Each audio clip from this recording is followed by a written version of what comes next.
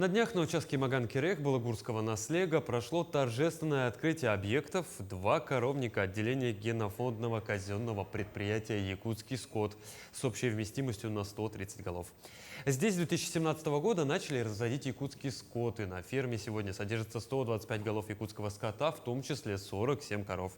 Новые объекты построены в рамках указа главы республики о стратегических направлениях развития сельского хозяйства региона.